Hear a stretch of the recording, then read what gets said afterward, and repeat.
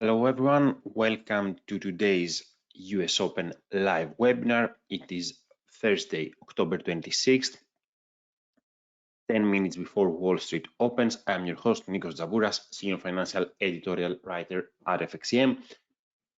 It's the day of the European Central Bank, which kept rates unchanged earlier for the first time after 10 consecutive hikes. Of course, the move was widely expected and hinted, and impact on Euro USD has been somewhat muted so far. Of course, the press conference of President Lagarde is still ongoing, but so far she hasn't said anything that really to really stand out. Other than that, we've been having major earnings reports from the US with mega caps such as Meta overnight and AI contenders Microsoft and Google, and we're gonna talk about that today. And of course, we're also gonna talk about the broader tech sector with the Nasdaq. And of course, there are still key events coming up, highlighted by Friday's US PCE inflation update, just a few days ahead of next week's Fed meeting. Before, however, we begin, as always, please read carefully through the risk warnings and the disclaimers, and then we will get started.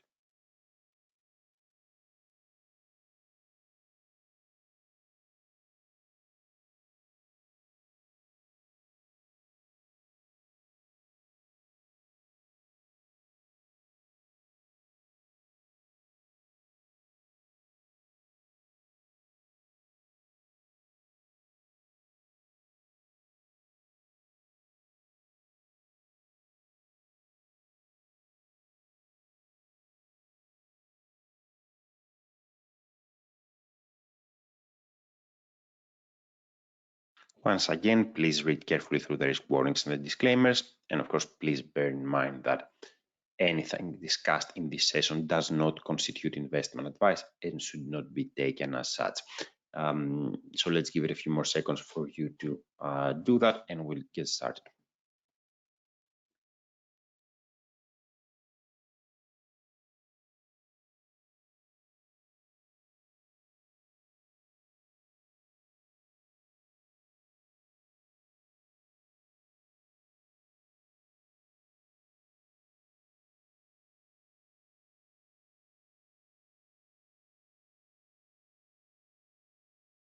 Okay, let's get the ball rolling. We already have Euro USD on our screen. You can see that there is some reaction after the decision, but overall nothing conclusive.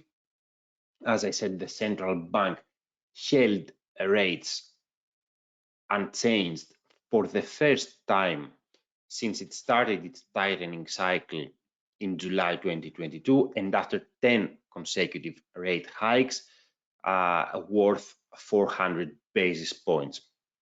Of course, the reason is that it has already obviously delivered a significant amount of tightening, but it also grapples with a weak economic activity.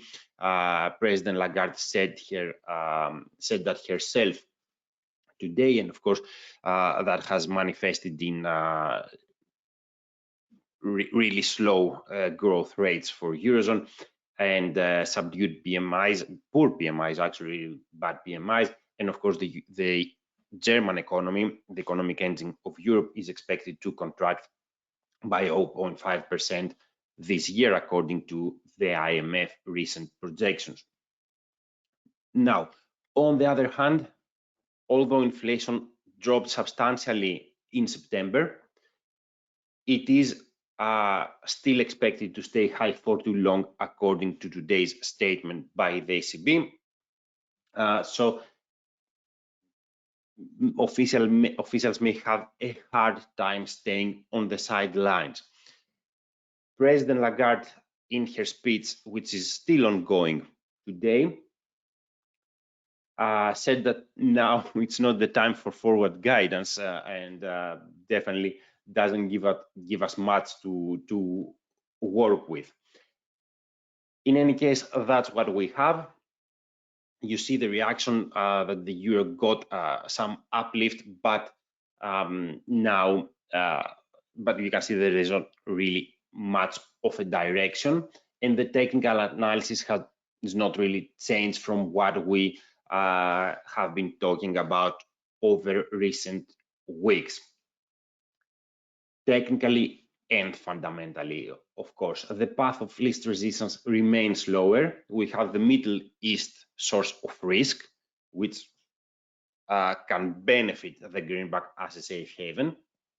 We have elevated yields in the US, again, something from which the greenback elicits strength.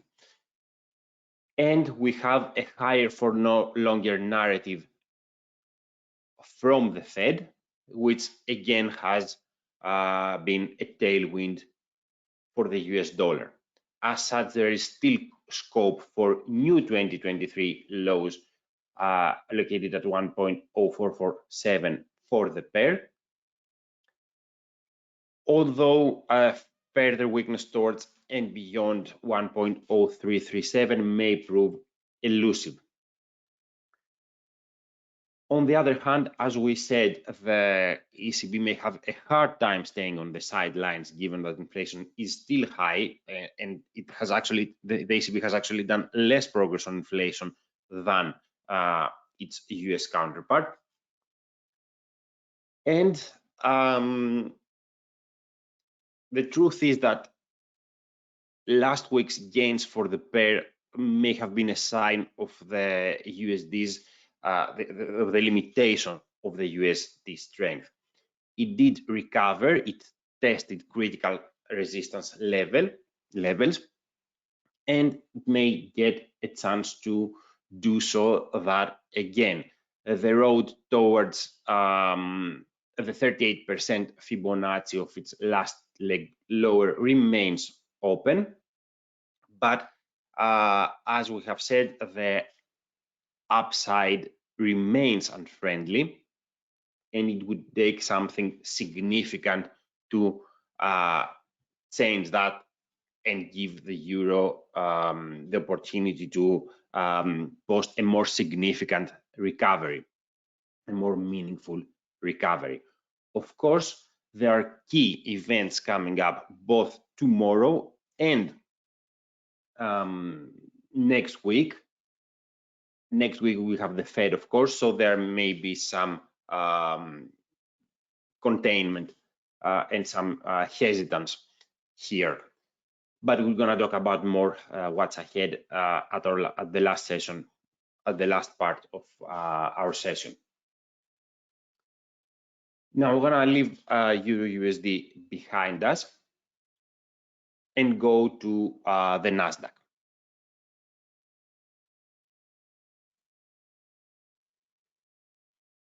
So the tech-heavy index had an ugly day yesterday and remains under pressure today.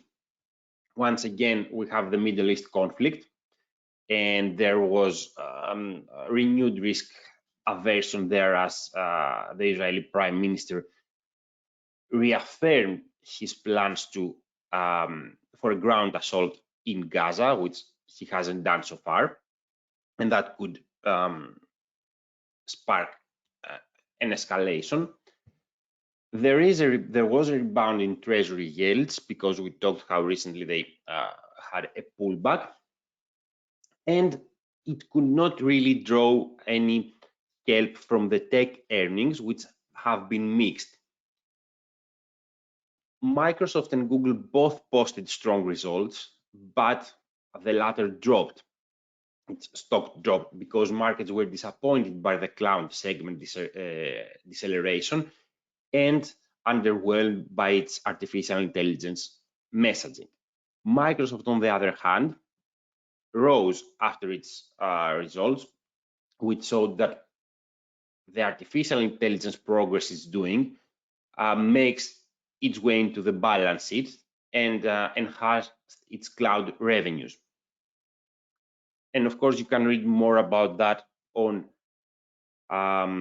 with our written content on the FXCM's markets analysis websites of your respective regions, and also for Meta Platforms, the social media giant who was the latest one to report overnight.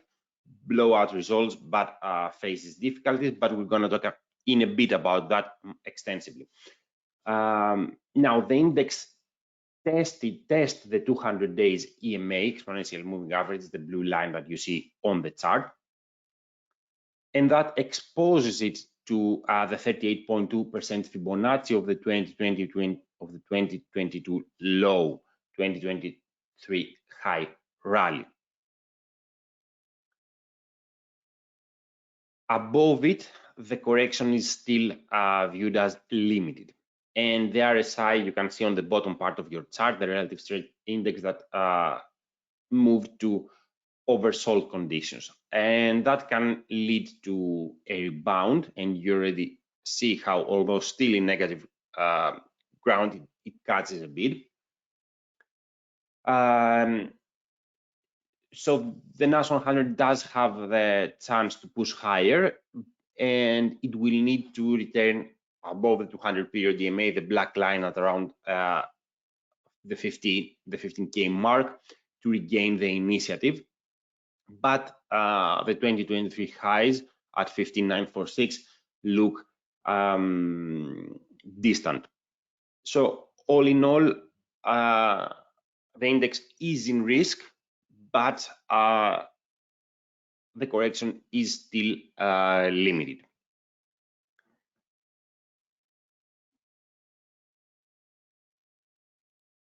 We're 2 minutes in the US session, and you can see that Meta Platforms dropped yesterday in a generally ugly session yesterday for Wall Street, and drops again today in the immediate aftermath of its quarterly results overnight. There were blockbuster results, that's for sure. It reported record profits and revenues. And in fact, its sales soared 23% year over year, and the fastest pace in 2 years. This shows that its cost cutting efforts continue to work. And of course, improvements in the advertising markets were also helpful, with advertising, of course, being the main revenue generator for the company. The results also showed that its artificial intelligence push and its renewed focus this year on that front is already improving its business. And the company also recently announced new AI features and capabilities. Despite that, the stock, as you can see, opens lower today, of course, because overall sentiment remains negative, but also because markets are concerned about the advertising warning, which the CFO said about softer ad spend in this quarter, at the start of this quarter, due to the Middle East conflict. Now, in terms of the stock price itself, Meta, of course, has rallied around 150% during the first 9 months of the year, since markets like what they see from the social media giant, and outpaces most of its magnificent 7 peers. Of course, you can see how it has been sliding recently, and that keeps it vulnerable at critical tech levels that it had recently defended. And that, of course, is a 23.6 Fibonacci of this recent rally, and the 200 days EMA, the black line that you see on the chart. So there is risk for further pressure towards this level and a test. It will need daily closes below it, though, for the upside momentum to pause. On the other hand, as long as Meta can keep delivering on those initiatives, cost-cutting, AI, and the ad business improving, then it has the chance to push again higher, set new 2023 highs, although the all-time ones at 384.49 are distant, and we're a bit cautious around that. Okay, having said that, let's turn back to Euro USD and talk about what's ahead.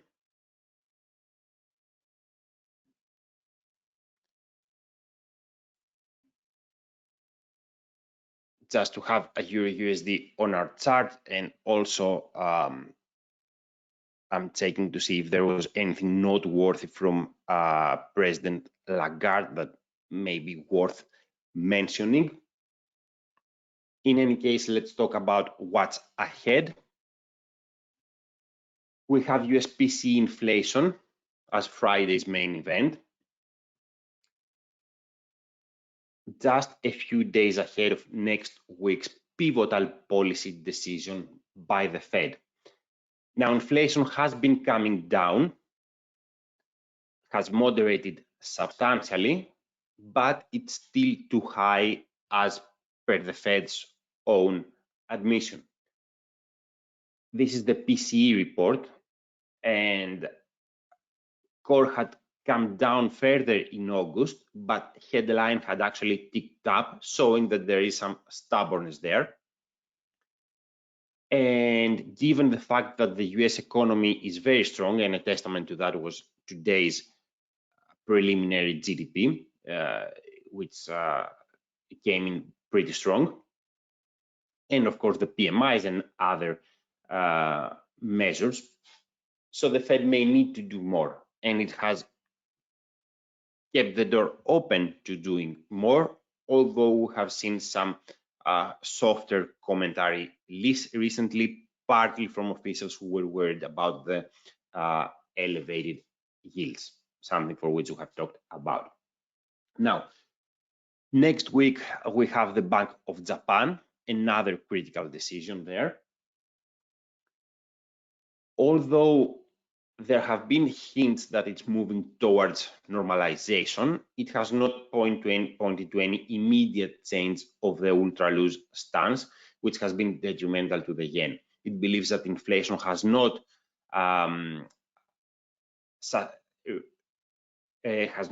achieved the 2% target in a sustainable and stable manner, and as such, more easing is required. However, inflation has been running above the 2% target for around 1.5 years, so it will be interesting to see what it says. Of course, raising rates does not look easy. It remains to be seen if it can maybe alter the yield curve control. Now, we already talked about Meta, Microsoft, and Google, but we also have Amazon tonight. The e-commerce behemoth reports after the close. Sorry, it comes from a blockbuster second quarter with profits surging to the highest in more than a year, and sales expanding by double digits. Once again, the theme is similar cost-cutting measures, and it also had a strong July Prime Day. On the other hand, its cloud business has continued to decelerate, and its market share has been stagnant, while we saw that Microsoft made progress yesterday. Microsoft is number 2 on the segment. And of course, it faces regulatory headwinds and actually an existential threat from the antitrust lawsuit brought by the FTC against it. Of course, artificial intelligence is a key component here too. It seems to be taking a backseat in this revolution, but its has upped its AI game with its stake and partnership in Anthropic, maker of ChatGPT rival Claude. You also have auto giant Ford today,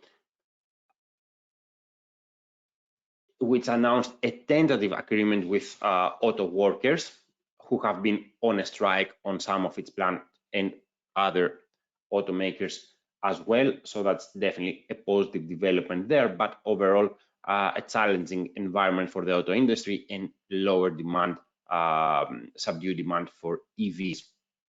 We also have oil giant Chevron tomorrow. We talked about its deal to buy Hess in a site of consolidation in the oil industry.